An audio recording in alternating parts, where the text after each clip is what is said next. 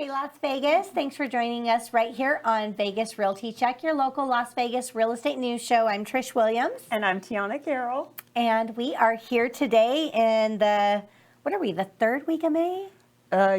Yes, we're in the third week 18th of May. 2023 this year is flying. Flying by. In my head, it's still April. It's still January. Okay, so you're just a little more lost in the sauce than I am. But yeah, I keep saying, well, I'm referring to last month as March, and everybody's like, wait, no, that was in March. And I'm like, I know, last month. Nope, it's this month. We're mid-May, people. Well, in our lives, being losing time is an indicator that we're busy, which is good. Yeah. And I like being busy. I don't like being bored and stagnant. I like always changing and doing stuff, so I'm enjoying the busy. Just can't keep track of my days. Absolutely. So let's open up with some real estate news. Ooh, let's talk news. What do you got? So a couple things I've seen going on here in Vegas. Four Seasons Review Journal sent out an article. Four Seasons is going to be opening up a luxury high-rise development in Las Vegas. I saw that. That's very cool. They already have the hotel inside the Mandalay Bay Tower, which is beautiful and gorgeous because, it's the Four Seasons. Yeah. And, high-rise living's one of those things that not a lot of people talk about. There's definitely, of course, there's a market and a demand for it, but it's if you want to live like super Vegas lifestyle, on the Strip and all of that, there's some amazing high rises here. We have some amazing high rises, and compared to other, let's just take like Formula One, right? So Formula One's coming to Vegas. We have it for 10 years. They're repaving the roads, getting ready for it. I have people now globally coming into the market wanting high rise in Vegas because they're Formula One supporters and they want to make sure that they have a spot. And it makes sense to buy because it's here for the decade. Mm-hmm. And then we are also so really under market value compared to other parts of the world in high-rise living because they're coming to me when they're like, oh, for $4 million. I'm like, we could get you in there for 1.5. What are you talking about? It's a different price point. They're used to paying globally a much higher price point for those luxury condos. And being on the Las Vegas Strip, hello, that's awesome. Everybody, let's buy condos. Yeah, and in New York, like places like New York, there's not really a big market for single family. Everybody's in these high-rise type places. So yeah, it's an option here. So don't forget that we have those out there too. Yeah, we already have them, and now we get the Four Seasons, which that's going to be just stunning, right? Oh yeah, I can't wait to see them. We will be touring those as they're coming available. So another new community in Vegas. We mentioned this, I think, last year that it was coming, but they're selling homes now. They haven't built, their models are not finished yet. I went and visited both the communities, but. Are you talking the Blue Heron? No, these are the live communities, LIVV. These are these new, they're completely Tesla-powered homes. Oh, right. They're supposed to be something that we've never seen before, the home of the future. They give you a Tesla when you buy your home. You buy a house, get a Tesla. Yeah, it should be like get a real estate license, get a Tesla. Yeah, because every realtor has one. That would be amazing. But yeah, they're giving Teslas away with the homes. These are completely solar powered homes, power walls and everything. So totally off the grid. The pictures of their renderings look like they're just ultra modern, so minimalist, but like open. So I'm excited to see those when the models are finally built. Yeah, that'll be cool. Another thing that everyone's been seeing circulating around, a lot of people have been talking about it. I don't know what's going on here. So the Zillow Are you talking about that Zillow projects 5% appreciation this year on real estate? Not that. Oh, okay. Zillow's, but that's good. A good point too. Yeah. Zillow's also saying that rates are going to be 8.5% over the next couple months. They're going to go up to 8.5%. However, I did some internal research on it and talked to some lenders and talked to some other people that said that the Fed has already said that they're not planning on doing any big rate hikes this year. So Okay. we'll see where that goes. So both of those stories, and it might just be that I'm completely biased and don't really believe everything on the Z word, because I don't see rates going up to that. I have a lot of lenders and financiers that come through my email, send me videos that I go watch seminars about what the economy is doing and how we sort of fit into it here in our valley. And mortgage companies are not wanting to raise those rates, right? That's not their goal. That changes their business. Right. And so everybody that I'm hearing, that I'm talking to, they're saying that interest rates are going to play right here in the 6.5 until, well, probably the duration of this year. And then we'll start to see some changes next year. And Yeah. by the end of next year, they're projecting it to be down to 4.5%, 5% by the time we get into election season. Well, let's get that coming. Let's just go right Love to the to see election. those rates Nope, again. we're not fast forwarding life, girl. We're going to let it play we are out not. in We're gonna lifetime. wait it through. Right. So with that, with rates, all rate talk and everything, it's buyers are the prices going to go up, or are they going to come down? And it's just it's that we've said it so many times, but we'll say it again. Rates go up, prices will likely come down. Even though we didn't see any price decreases this week. Yes, but we haven't had another rate increase, so No, people have that's gotten true. used to the rate. Yeah. So it's like sticker shock, rates come up, prices will drop a little bit. Again, that doesn't mean come down, doesn't mean crash. I don't think we're going to see Right. that. And then, rates drop, we're probably going to see increase in prices. I was watching a show that was based in the 1950s last night. And one of the ladies on the shows goes to a mortgage broker and she says, what's the real estate market going to do in the next 10 years? Is it going to drop or is it going to raise? And I'm like, they were saying it then. They still ask us that all the time now. Like that's been a lifelong question, right? Right. Everybody's like, is it going to fall? When's it going to fall apart? And it did. We did have a big old crash. I had a client that I'm working with purchased, I believe she's in Idaho, and she purchased her little single family 3-bedroom, 2-bath, and I think she said 2008 or 9, and she paid $36,000 for it. Yeah. Ohio's a very different market than we have here, because now she's projecting that it's like $170,000 that she could sell it for, but not bad. Yay, real estate. Yay, real estate. Well, I looked up because I was like, they were concerned about market conditions then as much as they are now, which I'm sure that people always will ask that question to realtors. Are we going up or down? No one really knows the future, but 1950s, the median home price was $12,000. I'll take a dozen of those, please. So I could promise you that it will go up over time.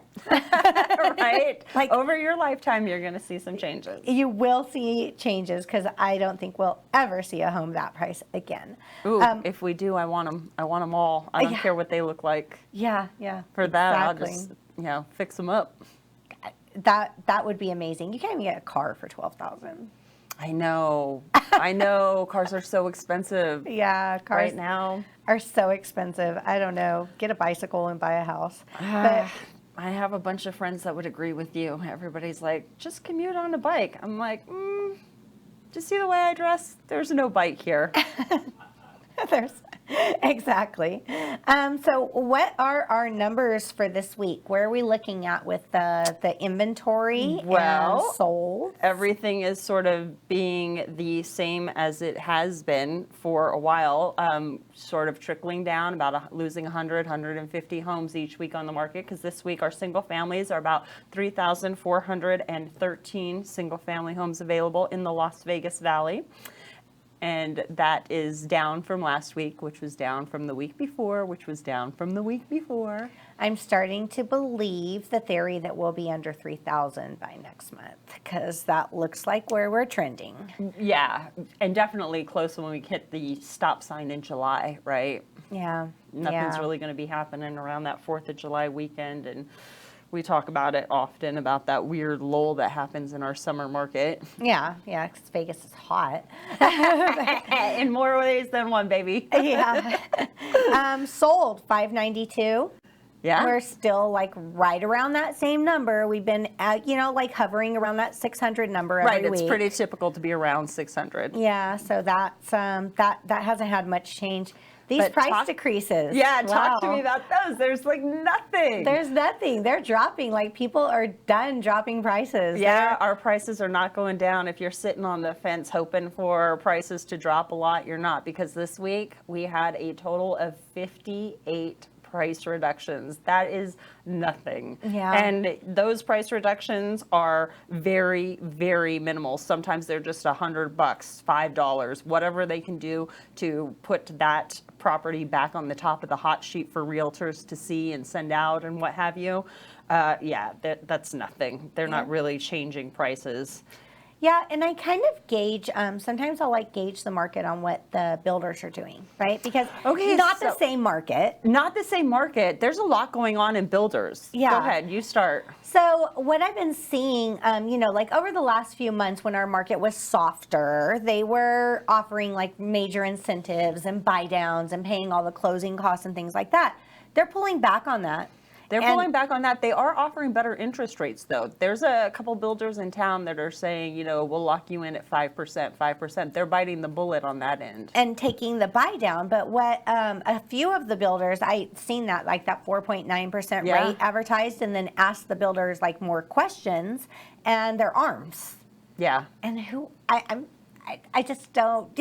Well, listen, there's a market for every sort of product offered in the mortgage industry at one time or another in history. Like right now if you have a lot of cash, right now is a great time to pick up an assumable loan, which we didn't see in the Valley forever, right? Mm-hmm. People are looking at me like, what's an assumable loan? Well, it's just like it sounds. We're going to assume somebody else's. You do have to have the money to come in that difference between what the mortgaged price of the home is and what the seller now wants for it, that list price. You have to fill that space with cash. Yeah, and the bank has to approve it. The last person I had do an assumable loan, it took like almost 2 months to close because the bank on the assumptions is a lot slower than a local lender, but still. Yeah. Benefits, the rates are better. So right. Yeah. If you can get into somebody's house and they have a 3.75 rate, and the going rate now, I think on what the 15-year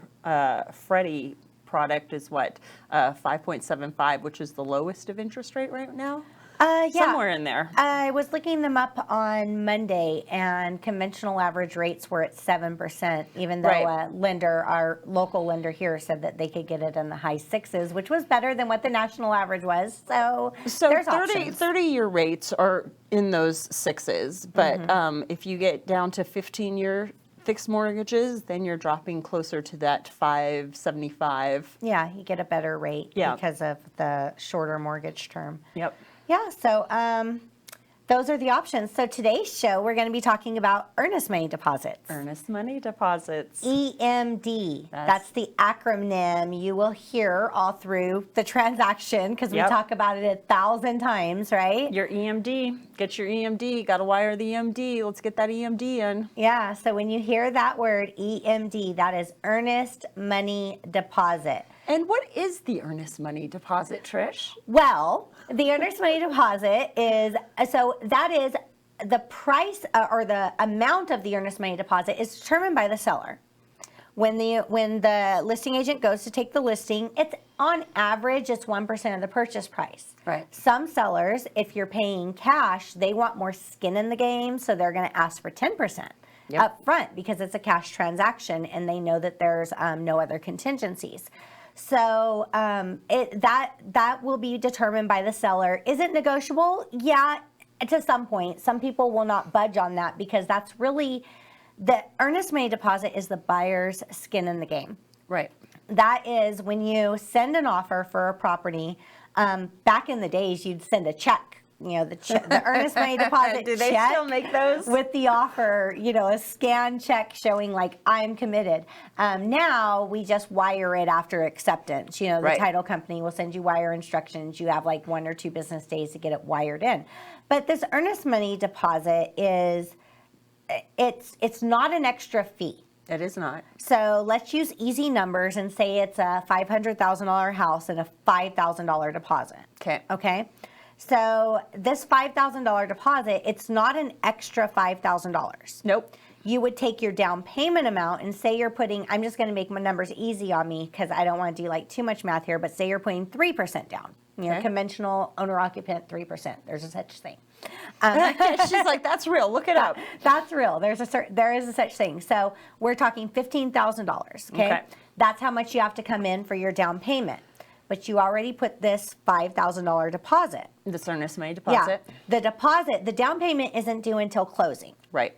The deposit is due up front to open escrow. Correct. So the escrow company, who's neutral third party, they hold this deposit, and then at the end of the transaction, that's applied to your cash to close. Correct. Okay.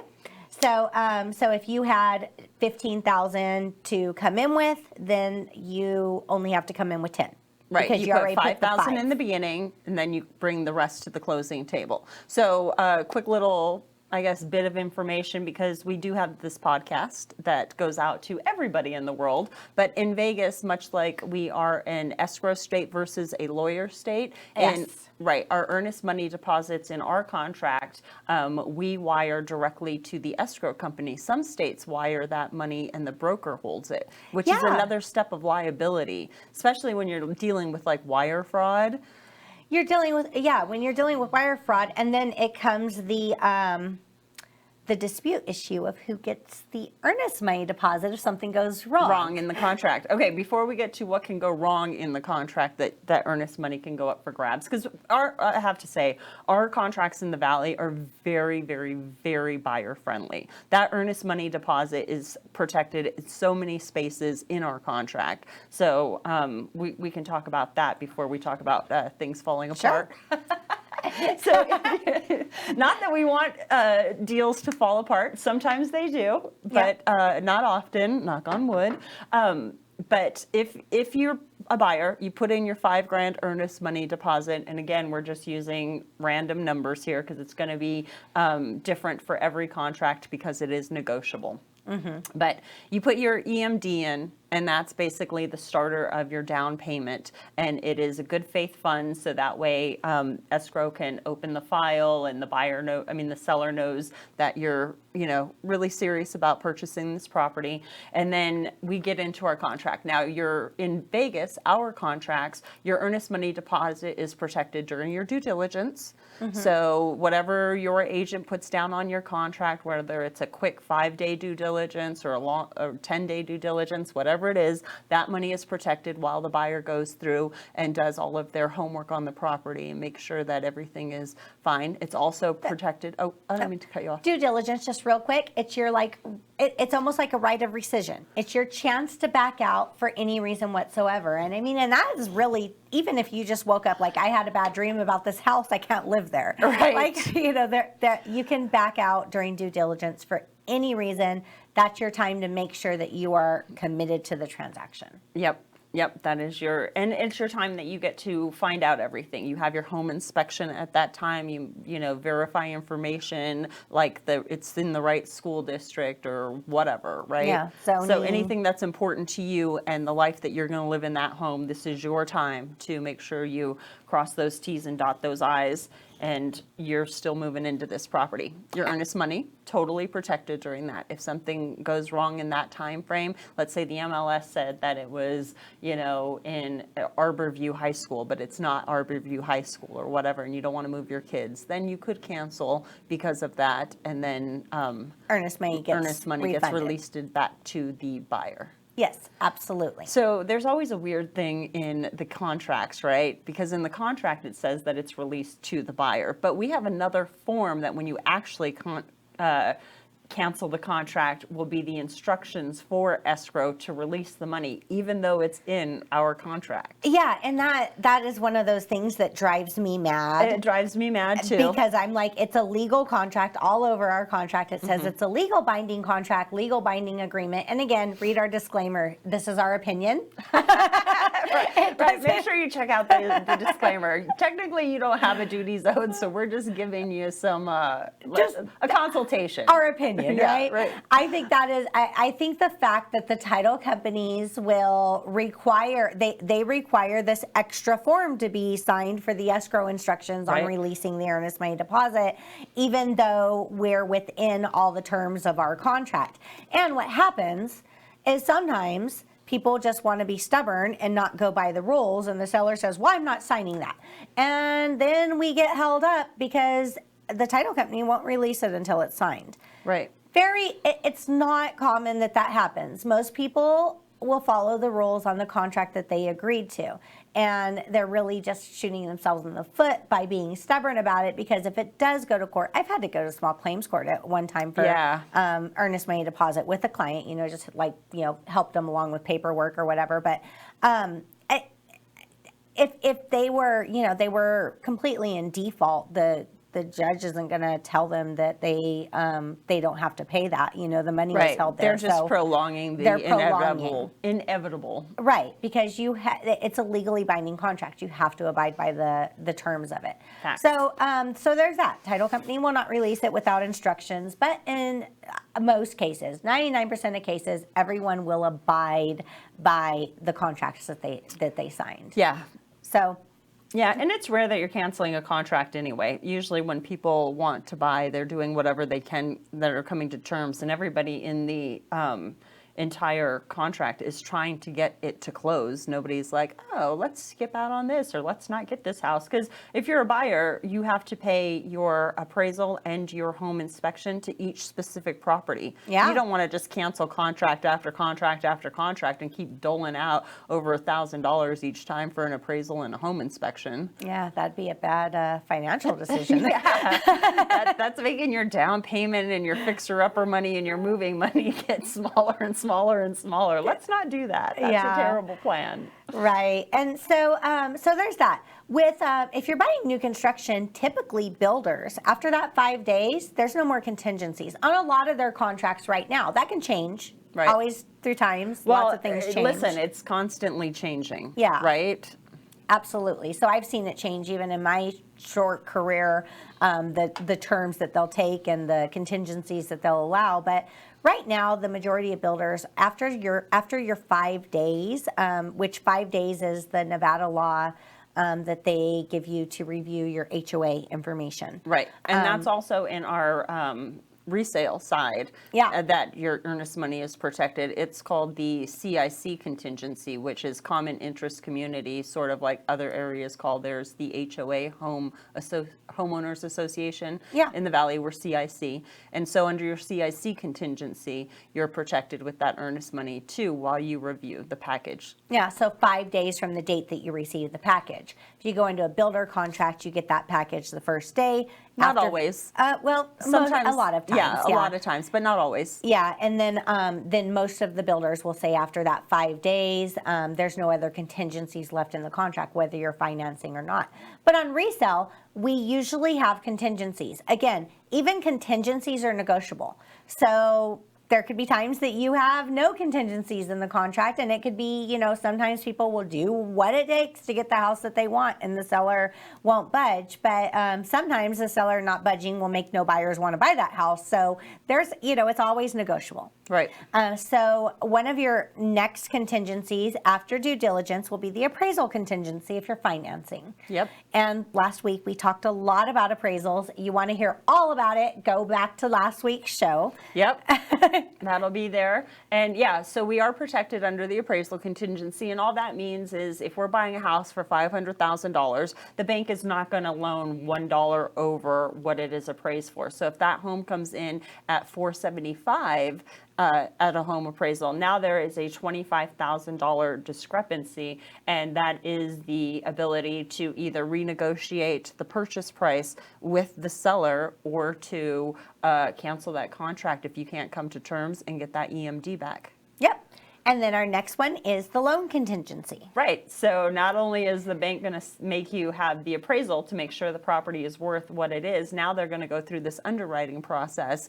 Your lender is going to make sure that everything that they can dig up on you is good and that you are financeable and that you can make this payment. And during that time, if you can't get the loan contingency, then again, your EMD is protected. If you go into a contract, can't get the loan, then they're like, okay, yeah, give me back my EMD. And I've had some sellers get kind of upset about the loan because it's longer, the underwriting process, right? It takes a while. So I have had loan contingencies as short as 16 days. Yeah. But I've had them up to 28 days. Some at 30. I've seen them at 30 days. Oh, I mean, I don't write contracts that long. Well, I mean, I've 30 seen days them. We're closing. I've seen them come through at 30 days. But yeah, no, and that's another important thing. You know, and when you're on the listing side, you always want to look at that. You know, if they're trying to say their loan contingency is up until closing day, we usually will send a counter on that because you don't want to find out on closing day that the buyer didn't get approved. Right. They get their money back and we're not closing because that's a bad situation. So we always try to counter that. You know, we have to be understand the process. You know, and it does take a little longer than everything else. But again, even though people get that makes a lot of sellers nervous, the loan contingency being there and being longer. But in most cases, we check with the pre-approval. We check with the lender in the beginning. Something bad and unknown has to happen to make that denial come later. Right. So usually, especially if you're working with a good lender, there's lenders out there. Do you have a loan contingency horror story? Yes. Oh, yes. I have one too. Yeah. It's my only one. Okay. But it's burned me for life. Go ahead. Oh, okay. Are you going to share yours? Sure. Okay. Are we allowed to share those? Okay. We can't tell names. Okay, I won't tell names. Let's be broad. But I think mine was even more impactful because it was around the holidays. Yeah. And I had got a client who had come to me, and I had gotten all the correct documentation. He had a green card, and I made sure that I had a copy of the green card and whatever. And after our loan contingency. Oh no, I had the loan contingency written up to the date of close and nobody countered it. So woohoo, that's on them, not me. Yeah. So then it turns out that he was in fact issued a green card, and then he got a DUI and was deported, but then he snuck back in the country and he still had the copy of the green card that he was using. And so I think 2 or 3 days before Christmas, then the lender called and said, no, we can't finance this guy. And we had to cancel contract. And these poor people, they didn't put up their Christmas decorations or whatever their religious holiday traditions were. And they were like packing up and wanting to move. And it was like, just kidding, your house isn't sold because this guy was. But the entire time we went through the process and I had everything documented and I kept like asking him, you know, are we good? Are we good? And he never once said, oh, by the way, I had a green card, then I got a DUI, I was deported, and then I came back, and now I can't buy this house. Thought that they would bring that up, but right, it was somehow going to slip through the cracks. I've had that too sometimes where I'm like, you don't understand, like underwriting catches everything. They know everything. They're not going to nothing's going to slip by, but people do think that. So I had one I was on the listing side of this. I did not have the buyer. Unfortunately, the buyer did lose their EMD to this transaction. Oh, we didn't. We got our EMD back. I wrote a letter and sent over the, what's the form? The notice of cancellation to purchase agreement, cancellation of escrow and release of earnest money deposit form. And they agreed. That's good. Well, yeah. I didn't make a big deal over it. I just sort of sent out the form and called the agent and said, hey, listen, you know, we had a copy of this green card the entire time. The underwriter wants the original. My buyer can't provide the original because he's a liar. Yeah. But, exactly. And so, in this situation, I was on the listing side of it, and buyers did their home inspection. We were about 20 days into contract, and I'm trying to figure out why an appraiser hasn't contacted me to schedule the appraisal yet. And the appraisal contingency had just passed, and sometimes, you know, they do those like drive-by appraisals or something, so I didn't really think anything of it. But no one the agent wasn't returning calls. No one was calling back. The buyers, the buyer's home inspector went there. I knew all that had been done, but just no one's returning calls. And I'm calling. And then finally, one day, the lender calls me back. And we're about 20 days in. I think our loan contingency was up in a couple days. And I'm just like, I assume the appraisal was fine because that contingency passed. Right. And where are we at? Like, give me a status update. And he never started the file. Like, never. Loan disclosures, nothing had ever started. I guess, I don't know, it got buried, it got forgotten about. Who knows what happened? Poor buyers. Poor buyers. Yeah.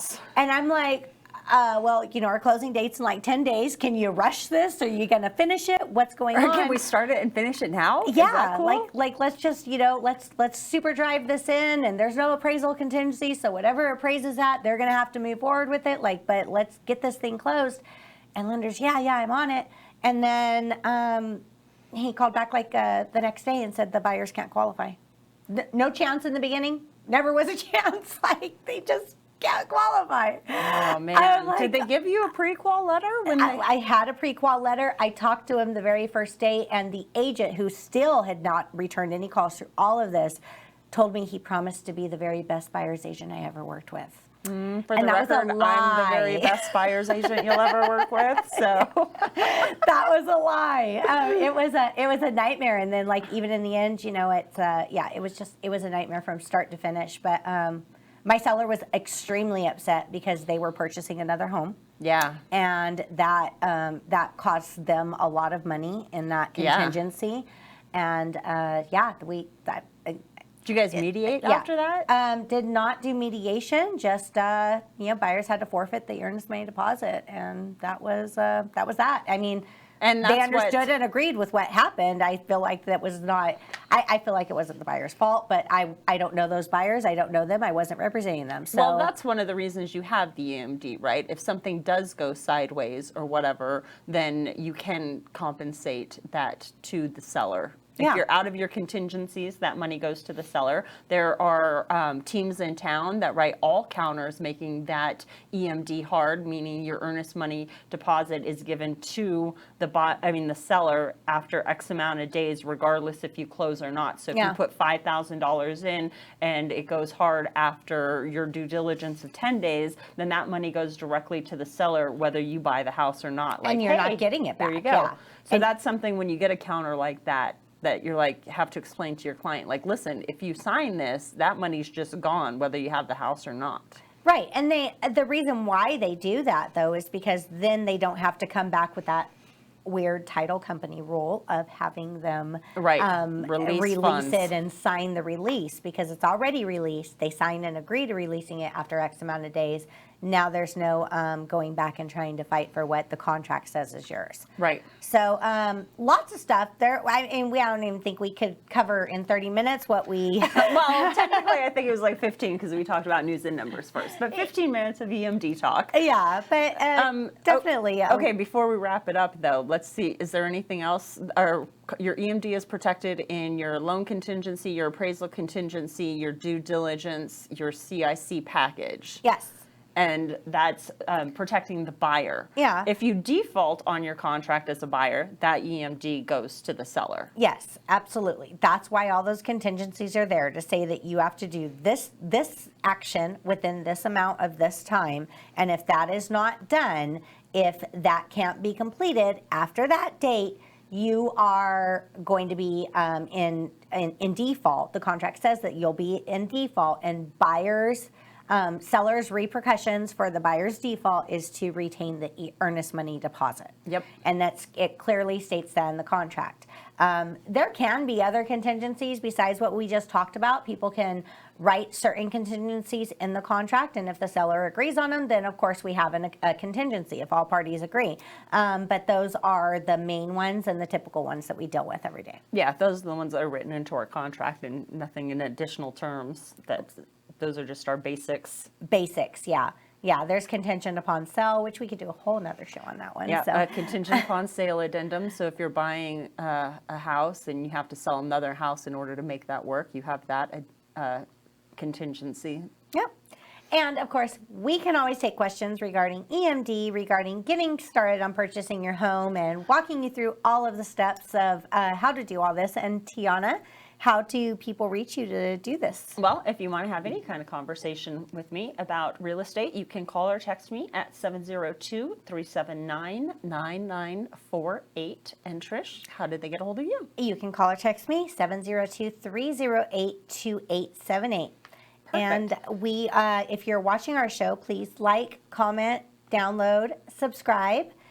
We do this every week. Yeah. And we will see you next week right here on Vegas Realty Check. We absolutely will. You guys have a great week. See you next week, Vegas. Bye. Bye.